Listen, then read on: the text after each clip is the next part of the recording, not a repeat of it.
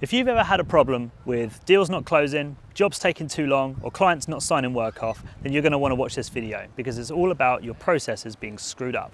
And this is how you fix them.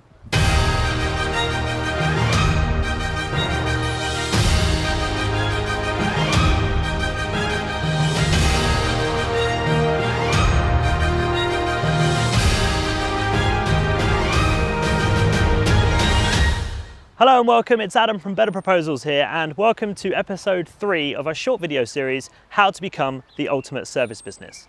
Now, this video is all about your processes. Now, I know it's a little bit of a dry topic, but let me run this past you and see if I can get your attention with it. If you don't have your processes sorted, you are never, ever going to be able to achieve the kinds of things that you probably want to achieve.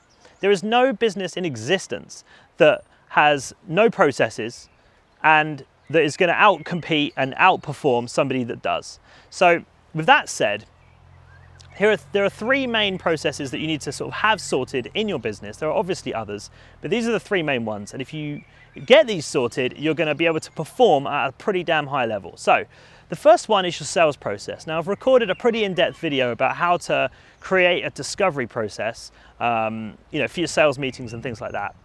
I'll put the preview here so you know which one to look for.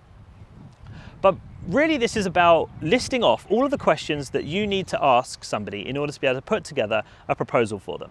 Now, once you've done that, you can then go into any meeting and any sales situation and just rattle the same stuff off again and again and again and again. You can refine it, you can tweak it, you can improve it, but you're operating from the same hymn sheet each time. Now, tiny little side point in that, it obviously enables you to be able to employ sales staff a hell of a lot easier when you can essentially just give them a sheet of paper and say, ask these questions. So that's how you improve your sales process. The second one is your workflow. Now, you spend 80 to 90% of your time, if you're in service world, you will spend most of your time doing the tasks and the work that you have actually been paid to do.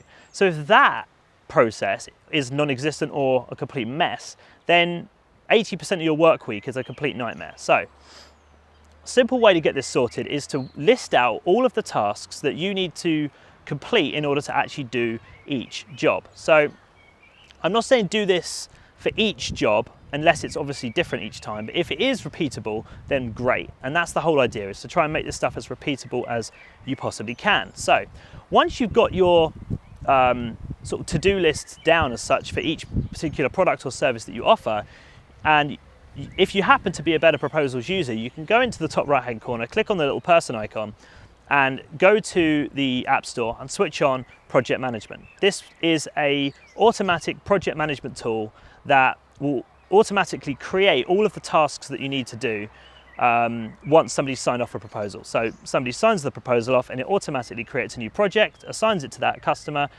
creates all the tasks and assigns them all to the correct people. So that will hopefully help you sort of structure your processes, and you can obviously tick those things off as you go along. Now, the last one is your sign-off process. Now, this should obviously be part of your workflow, your getting it done process as well, but having a way of getting somebody to actually sign your work off and create a definitive end to the project is absolutely vital. If you don't have this, the projects just drag on, there's no definitive end to it, it's constantly evolving, and it's an absolute nightmare. It mucks up your schedules and it's an absolute disaster.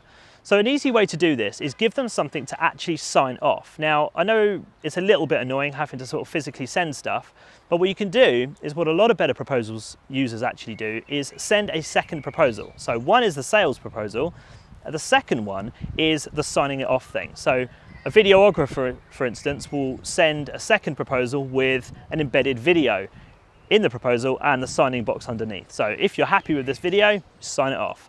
My brother runs a video production company and he puts a little clause in there that says any further changes are going to cost X amount, and surprisingly, very few people actually come back and they make sure that they check it first. If you're a graphic designer, same thing, you can implement and embed all of your imagery.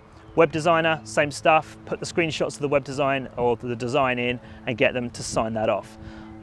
Hopefully those 3 things will help. Obviously both of them you can do in your Better Proposals account already. So if you're not a Better Proposals user, you should be. If you are, there's 2 things that you can start doing right away to start improving your processes. So that's it for episode 3. Stay tuned for episodes 4, 5 and 6, and I will catch you next time. See ya.